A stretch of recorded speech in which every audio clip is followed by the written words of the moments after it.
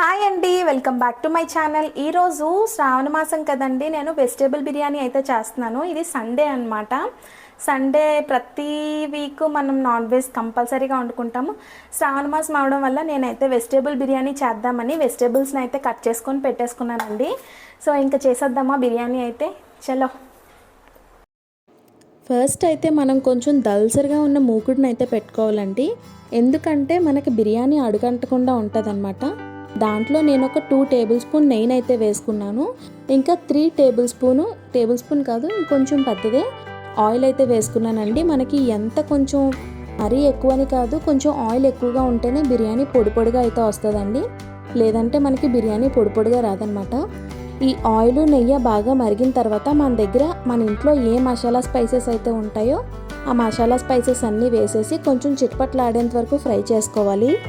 నేనైతే షాజీరా, లవంగాలు, దాల్చిన చెక్క, యాలకులు, జాపత్రి, స్టార్ అనాసు, బిర్యానీ ఆకు అయితే వేసుకున్నానండి. అవి కొంచెం ఫ్రై అయిన తర్వాత జీడిపప్పు అయితే వేసుకోండి. మీకు నచ్చితే కొంచెం టేస్ట్ బాగుంటుంది అనమాట, జీడిపప్పు అక్కడక్కడ తగులుతూ ఉంటే. ఇవన్నీ కొంచెం బాగా ఫ్రై అయ్యేంత వరకు ఫ్రై చేసుకోవాలండి. అంటే మసాలా దినుసులు మనకి బాగా ఫ్రై అవ్వాలన్నమాట. జీడిపప్పు కూడా కొంచెం గోల్డెన్ బ్రౌన్ వచ్చేంత వరకు ఫ్రై చేసుకోవాలి. దాని తర్వాత సన్నగా తరిగి పెట్టుకున్న ఉల్లిపాయలు అయితే వేసుకోండి.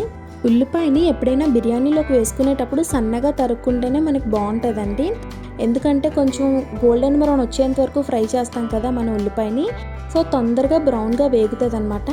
ఇలా ఉల్లిపాయ కొంచెం ఫ్రై అయిన తర్వాత ఉల్లిపాయ సాఫ్ట్ అవ్వడానికి సాల్ట్ అయితే వేసుకుంటామండి. కొంచెం సాల్ట్ వేసుకున్న తర్వాత మనకి సాఫ్ట్ అవ్వడం స్టార్ట్ అవుతుంది అనమాట. ఉల్లిపాయ కొంచెం ఫ్రై అయిన తర్వాత దాంట్లో కొన్ని పచ్చిమిరపకాయలు అయితే వేసుకోండి. మీకు ఎంత కారం కావాలో అన్ని పచ్చిమిరపకాయలు అయితే వేసుకోండి. నేనైతే కొంచెం తక్కువే వేసుకున్నాను పిల్లలకు పెట్టడం కోసం. ఇలాగా పచ్చిమిర్చి వేసిన తర్వాత అది కూడా ఫ్రై అయిన తర్వాత మనకి ఆనియన్ కంప్లీట్గా గోల్డెన్ బ్రౌన్ వచ్చేయాలన్నమాట.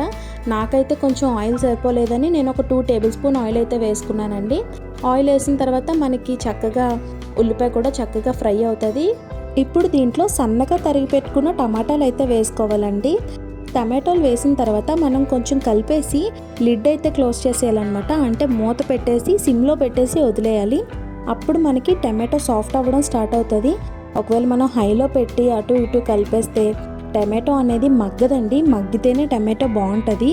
సో మగ్గాలి అంటే సిమ్లో పెట్టేసి మనం మూత పెట్టేసి వదిలేయాలి. ఆవిరికి చక్కగా టమాటో అయితే ఉడుకుతుంది అనమాట. చూసారు కదా, నాకు టమాటో అయితే ఫ్రై అయిపోయింది. దీంట్లో కొంచెం అల్లం వెల్లుల్లి పేస్ట్ వేసుకొని పచ్చి స్మెల్ పోయేంత వరకు ఫ్రై చేసుకోవాలండి.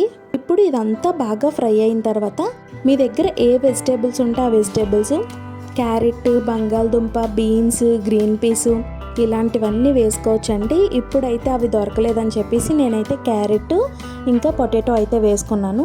వీటిని అయితే బాగా ఫ్రై చేసుకోవాలండి. రుచికి సరిపడినంత సాల్ట్ అయితే వేసుకొని, మనం స్టార్టింగ్ అయితే ఉల్లిపాయ సాఫ్ట్ అవ్వడానికి కొంచెం సాల్ట్ వేసుకున్నాం కదండి. ఇప్పుడు ఎందుకు వేసుకుంటామంటే మనం ఏవైతే వెజిటేబుల్స్ వేసుకున్నామో, కూరగాయలు వేసుకున్నామో వాటికి బాగా పడుతుంది అనమాట సాల్ట్. సో చూసుకొని చెక్ చేసుకుంటూ వేసుకోండి సాల్ట్. మీరు ఒకవేళ మిల్ మేకర్ వేసుకుంటాను అంటే వెజిటేబుల్స్ అన్నీ బాగా ఫ్రై అయిన తర్వాత మిల్ మేకర్ కూడా వేడి నీళ్ళలో కడిగేసుకొని వేసుకోండి. ఇప్పుడే అవి కూడా అంతా బాగా ఫ్రై అయిపోయిన తర్వాత మనం ఏదైతే స్టార్టింగ్ 1 అవర్ ముందు పెట్టుకున్నామో, నార్మల్ రైస్ అయినా పర్లేదు, బాస్మతి రైస్ అయినా పర్లేదు, వేసుకొని కొంచెం ఫ్రై చేసుకుంటాము. ఒకవేళ బాస్మతి రైస్ అయితే హాట్ వాటర్లోని అంటే నీళ్ళు వేసుకొని దాని తర్వాత బాస్మతి రైస్ వేయాలన్నమాట. ఒకవేళ నార్మల్ రైస్ అనుకోండి, ఇలా రైస్ వేసేసి రైస్ని కూడా కొంచెం చెమ్మ పోయేంత వరకు ఫ్రై చేసుకొని వేసుకుంటే మనకి బిర్యానీ అనేది పొడి పొడిగా చక్కగా వస్తుంది. ఇప్పుడు నేను బాస్మతి రైస్కి ఎంత వాటర్ వేయాలనే కొలత, నార్మల్ రైస్కి ఎంత వాటర్ వేయాలనే కొలతలో చెప్తానండి. ఒకవేళ నార్మల్ గ్లాసు మనం 1 గ్లాస్ బియ్యం తీసుకుంటే 2 గ్లాసెస్ ఆఫ్ వాటర్ వేసుకోవాలి. బాస్మతి రైస్కి అయితే 1 గ్లాస్కి 1.5 గ్లాస్ అయితే సరిపోతుంది. అది మనం నానబెట్టుకున్న దాని ప్రకారం ఉంటుంది అనమాట. ఎక్కువసేపు నానబెట్టేస్తే 1 గ్లాస్కి 1.25 గ్లాస్ అయితే సరిపోతుంది బాస్మతి రైస్కి. ఒకవేళ నార్మల్ రైస్కి అయితే ఎంతసేపు నానబెట్టుకున్నా 2 గ్లాసెస్ అయితే కంపల్సరీగా వేసుకోవాలండి. చూసారు కదా, నాకు బిర్యానీ అయితే చక్కగా పొడి పొడిగా ఉడికిపోయింది. దానిపైన కొంచెం కొత్తిమీర వేసుకొని సర్వ్ చేసుకుంటే చాలా టేస్టీగా ఉంటుందండి బిర్యానీ అయితే.